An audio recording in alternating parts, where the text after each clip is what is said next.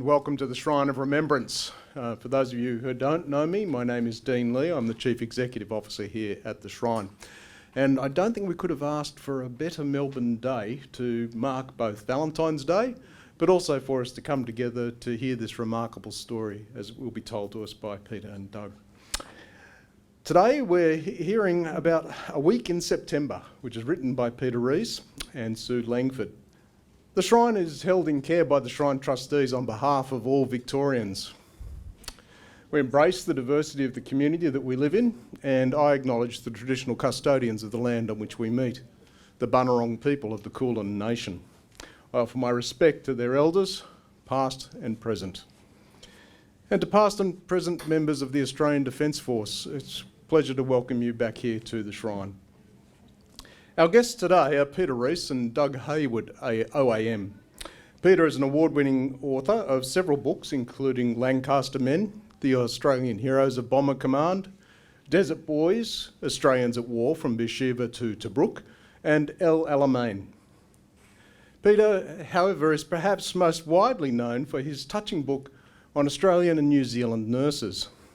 The Other Anzacs inspired the ABC mini-series Anzac Girls.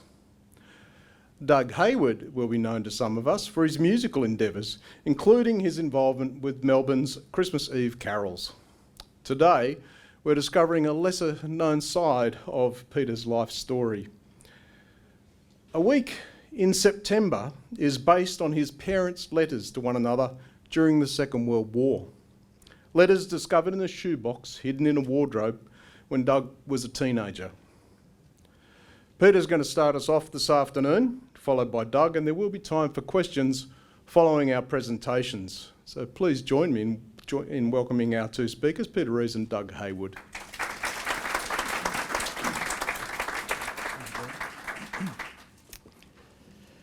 Thank you, Dean. It's a pleasure to be back here. We were just working it out. I think that's the sixth time I've had the opportunity to talk about books here, and it's really wonderful to be able to do it in a place as historic as the Shrine. And this book is very special. But let me start by telling you a bit about Scott Hayward. He was born in 1911 and he grew up in Stawell. And he was even placed fourth in the Stawell gift in the early 1940s. He might have won, but he had a bit of a hangover, it seems.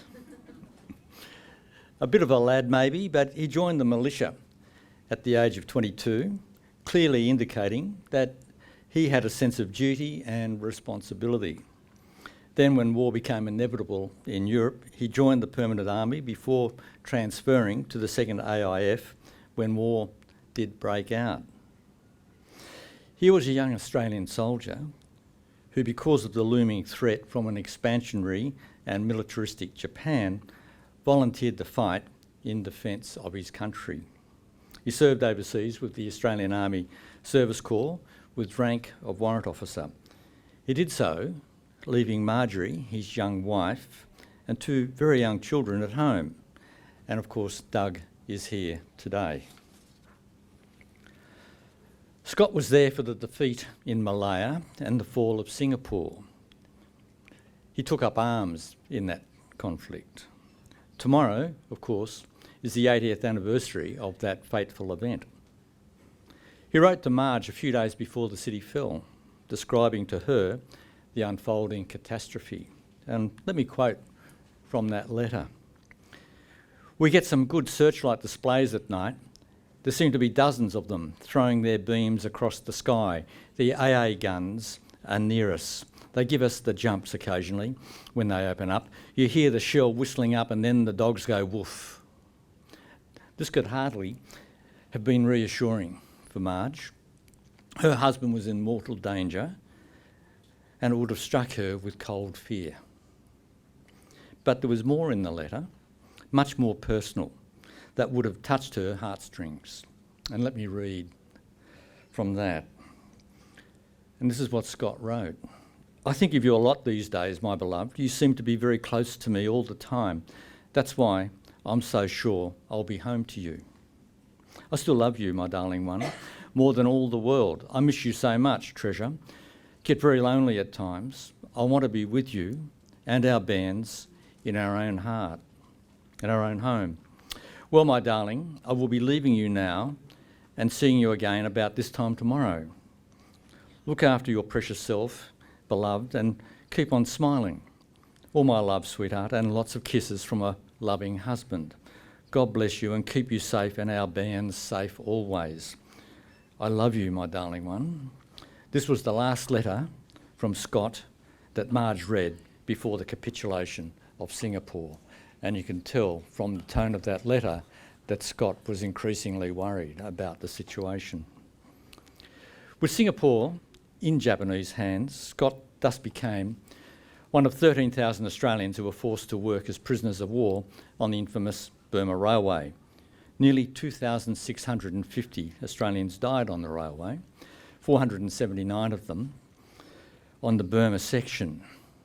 Many of them were Scott's mates. And after Burma, he was sent to Japan to work as slave labour there. On the way, he survived the sinking of the transport ship that he was on, the Rikuyu Maru.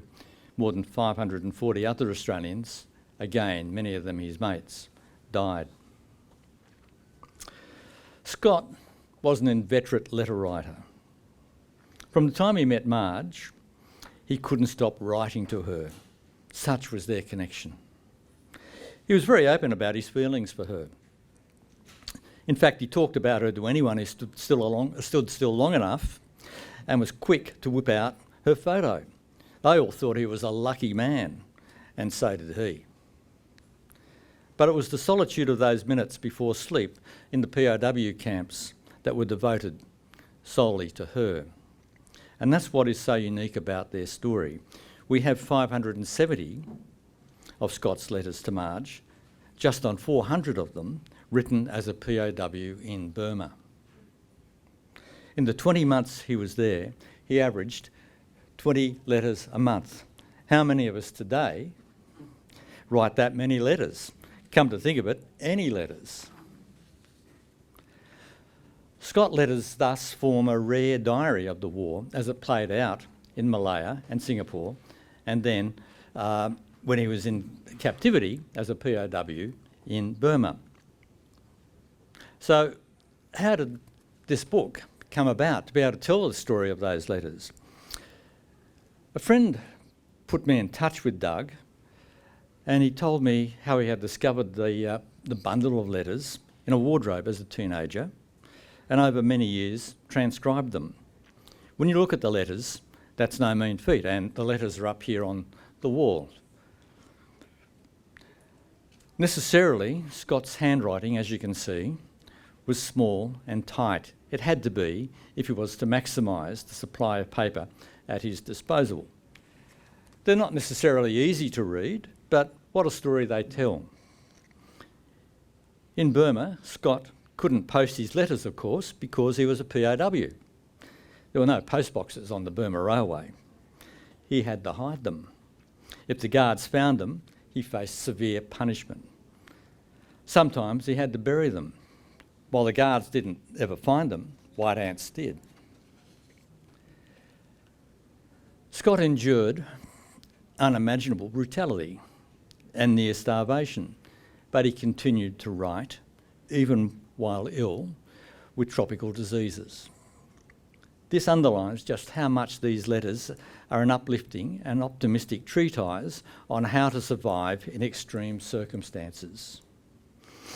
But while describing Scott's daily life, they were fundamentally letters of love and hope.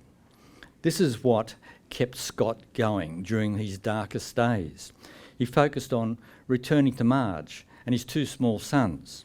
He lived in the past and imagined a future in order to tolerate the present. This was a deep and committed love. He would commune with Marge every night at 9 o'clock. This was their pact before he went away. For Scott, it was life-sustaining. How he would raise his sons, playing footy with them in the backyard, and having Marge sit on his knee in front of a roaring fire. His wants were simple. Thus the letters he wrote with a photo of Marge at hand, and as an example of the sort of photo that he had on the wall here, gave Scott a means of transcending his daily reality, enabling him to take a different perspective in a POW camp where everything was designed to make prisoners lose their certainty and identity.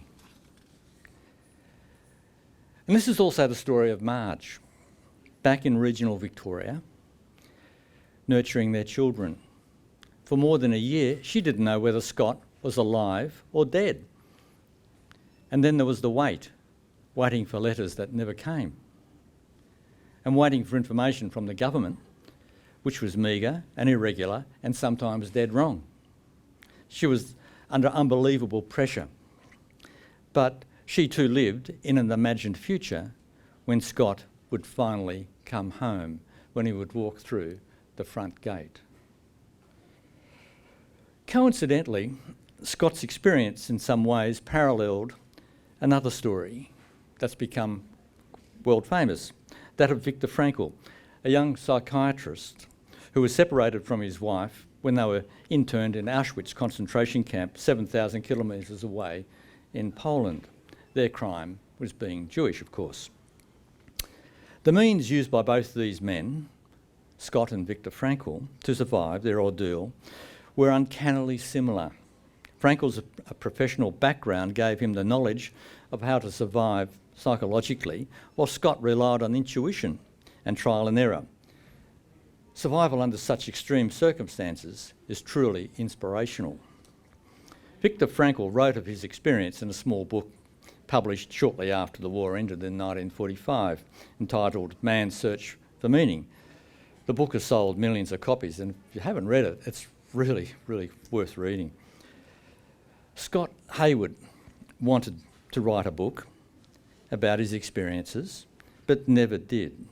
This book, A Week in September, is his story, and there are important themes that emerge in telling that story. It tells us about survival and resilience, how it is tapped into, and how the power of love sustains men and women in war. It tells us of the importance of living with meaning and purpose, how having a why to live enables Scott to bear the how. Like those of Frankl, Scott's words have a profoundly honest ring. All the familiar pillars of life were gone. All that was left, literally, was his naked self. He knew he had to hold on to sanity at all costs. Writing to Marge, expressing his love for her, visualising her, together with feeling wonder and awe at the beauty of the jungle in Burma, was that means. It brought a measure of peace amid the hardship, disease and death that surrounded him. Even if he couldn't post the letters, he was still writing, and he had that connection. And not to be forgotten in this was just how important mateship was on the railway. Scott had a group of friends, and they all looked after each other daily amid the brutality. Scott imagined how their connections would continue when they returned to Australia with their families. Besides, his mates believed they would know Marge if they saw her walking down the street, as he had talked about her so often and proudly, showing them the photos. They were sure they would recognise her before she recognised them. Black humour abounded among these men and the POWs, mostly at the expense of guards. As Scott put it in one letter, all of them have nicknames: Dopey, Stupid, Pig's Head, etc. They answer to it. It is funny at work. Someone calls her Dopey and he comes running. This gave Scott and his mates a momentary sense of power back.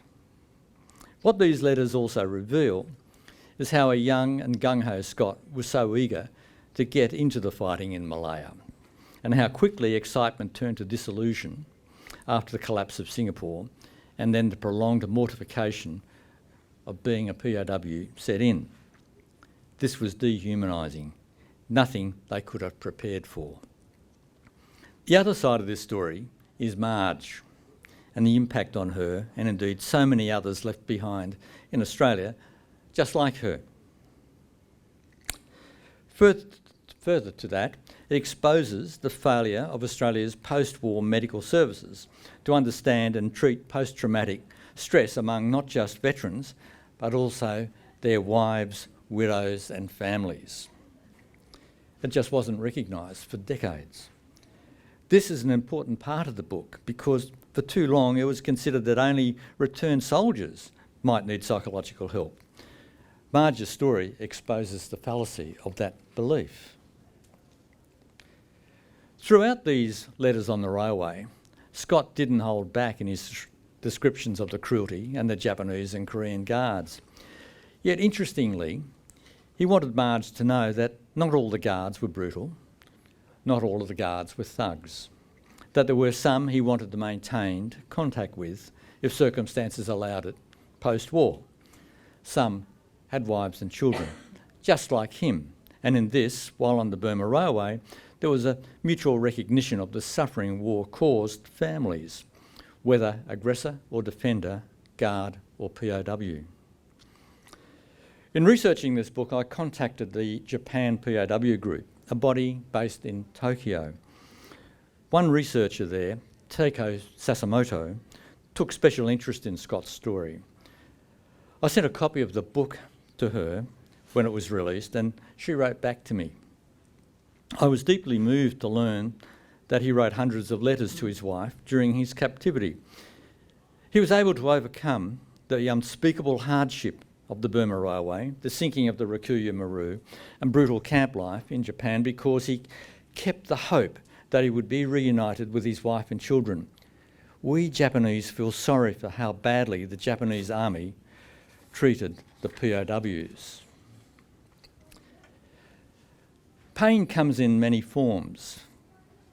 For Marge, it was psychological, as the information blackout only added to the trauma and fear that she and countless other wives went through as they desperately tried to find out what was happening, whether husbands like Scott were indeed still alive. Today, with mobile phones and sophisticated communications, it is hard to comprehend something like Marge and Scott's experience. And as this exhibition shows, they were not alone. So many wives and girlfriends, mothers and daughters went through the same excruciating fear of the unknown. It is through Scott's letters that we can open a time capsule to a past 80 years ago, to a different world, and through it come to understand what true love in war can mean. Thank you.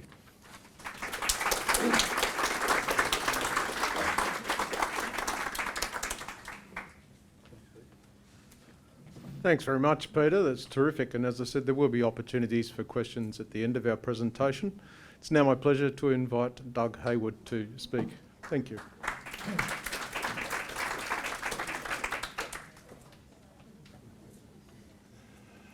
Thank you for coming. It's a delight to see those lovely eyes behind the masks. And thank you, Peter, for that introduction to the work. And also thank you to Laura for setting up this lovely exhibition. Thank you so much for that. It's quite a story. By the way, the book that Dad wanted to write was called Guests of the Uncivilised. What you're looking at here are all the letters that I transcribed over the time. His letters from Malacca, his letters from the camp, and also all the articles that Mum was reading, trying to find out something about her husband. The only time I saw my father is up there on the wall. I was 4 months old. I don't remember anything about it. So he went to war, and we were at home, having a really lovely life up in the country. Mum never spoke much about the war. Anzac Day we would go to services. As young kids we'd ask questions about Dad. Your father was a lovely man. I loved him very much. He was a fine, wonderful man. No more. It was too hard for her to discuss the war, what it meant to a young widow when she found out what had happened. As a teenager, we moved from Hamilton down to Williamstown. And I was a young teenager, about 12, 13, inquisitive, and in the closet found a box full of papers and said to Mum, "What are these?" Oh, she said, "They're letters from your father to me." I said, "Can I read them?" Of course. So there, you can see some of them up there. I started to read them. First of all, the letters from Malacca, which are in this very small tome of 1,300 pages. And she read all those because they came with pictures of life that the boys were enjoying in Malacca, learning about the culture, and Dad even took a church choir there and all of that while in Malacca. And then I found the first letter that Dad wrote from Victoria Point, where he says, "I should have written earlier, so I'm just having to write to the parents of Bob Goulden, who was executed." So I started to read the letters, young teenager, found them a bit difficult. I never knew Dad, of course. Found it difficult to read them. So I'd pick up a little bit and read a bit more. And I became a very angry teenager, so much so that when I was at Bendigo working, I went and saw the Bridge on Louvre Choir, and I got thrown out of the theatre. Because I thought, how dare that man bow down to the Japanese? Look what they did to my father. I was so angry. And I kept going back to the letters with the ambition of transcribing them, and would start, and it was too hard, so I'd walk away from them. And it wasn't until my father would have turned 100, the son Thomas said, "Dad, get those letters transcribed." By that stage I'd given them to the original letters to Melbourne University, where they're in the archives for people to study. So I started to seriously, and I had dabbled reading with a magnifying glass, as you can see up there, the print writing was so small, pecking on a typewriter. Had dabbled over some years, but couldn't cope with it. And so I started to read the letters and just transcribe them. And that's when I got to know my father, to begin to understand him as a person, to understand his strength, his positivity, and above all to understand the love that existed between Dad and Mum.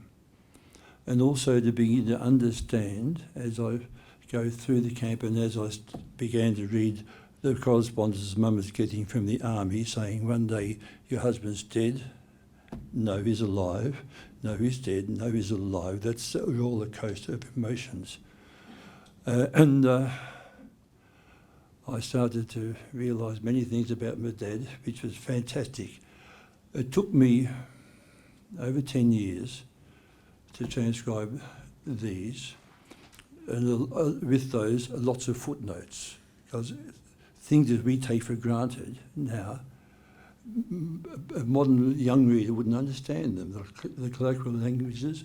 And what fascinated me was what Dad was hearing up on the Burma Railroad was being printed at the same time in Australia. On their crystal sets, they getting the news of what. So every time Dad would mention something that happened in the Middle East or wherever, I'd go and research. Thank goodness for Trove, would research the paper and to see what they were hearing on the camp was in fact accurate.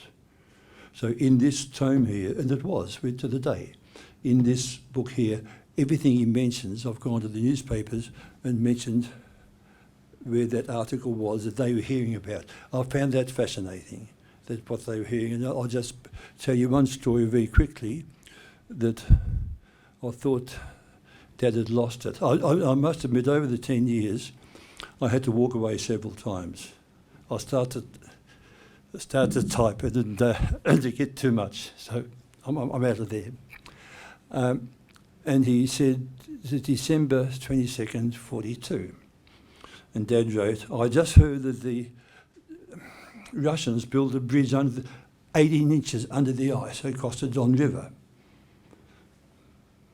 Come on, no, malaria's got to him. That's not true.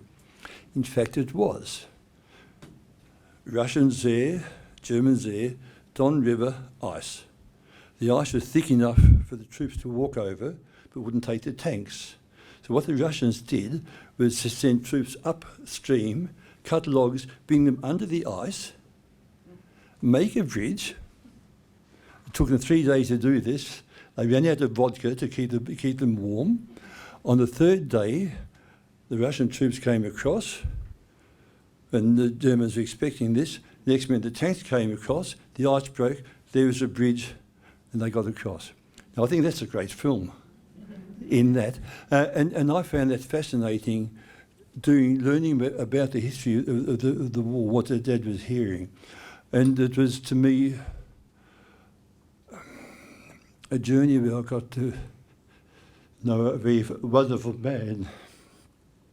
And also, it showed me the strength of what love is between Mum and Dad. Mum never remarried. You can see by the photo up there, she was a good-looking lass, and she had suitors, and as a young teenager, I used to say to Mum, look, he's beautiful, why don't you marry him? I was married to your father, and that was enough. Like many, I think, war widows after, they wanted to stay true to their husband. And this is true of all the material that Mum kept searching for answers about her husband during the wartime. And also, it showed me the strength of not only the love between them, but also the strength that my mother had, like many other war widows, to bring up two young kids, because she had no idea what was going to happen to her husband. I won't tell you a dream that she had just before the end of the war, but it showed to me what love meant, and also the courage of my mother to start a new career as a law clerk, then as a singer, then as an artist, and all the time during our very happy childhood days, I never missed that because I didn't know him. I knew of him. I've not got to know him by doing this. But it just showed Mum's, we were not aware, I wasn't, a young teenager, of what Mum had gone through. Every now and then Mum would go to Repat Hospital and we'd think, oh, she's just tired. No, it's a nervous breakdown. But we didn't understand it until much later. And it's a story that's true of no matter on which side of war you're on, people are damaged, very seriously damaged, but they learn how to cope. Mum had the similar strength that Dad had, learning how to cope with what cards she's been dealt at the time. She had the love that she had for us, and obviously my father had for us both, and to me it is a wonderful story. So having completed this little book, I can reach the top shelf now. Having completed it, Ray Martin was having a talk to me. He saw it on my kitchen table and said, Doug, that cannot stay on your kitchen table. It's too important a story to be told. So he put me in touch with Peter Rubenstein, who's doing a lot of video work and for Ray and other TV shows. And Peter said, can I show this to my friend Peter Rees? I said, yes, sure, absolutely. Because it's not a Penguin Pocket edition that's going to be easily read. And then Peter rang me up, he read the whole 1,300 pages. Well done, Peter. And he said, I'd like to write the story. And what Peter has done is he's transferred this, and this in itself is a book in its own right. It's amazing actual account every day, everything that happened, nothing taken out. We end up with a lovely narrative about what it means to be human, about what it means to love, to understand what it means to suffer, to understand what it means to be lost, and to understand how to recover from that loss, and live a full and rich life, and understand what life is about. That comes in this book, and it comes in the narrative that Peter has written, Peter and Sue have written, and I thank them both for the dedication they had in writing this story. And I do hope you read Peter's book, because it does tell of a very important thing to understand in life, that life is important, people are important, love is imperative. Thank you.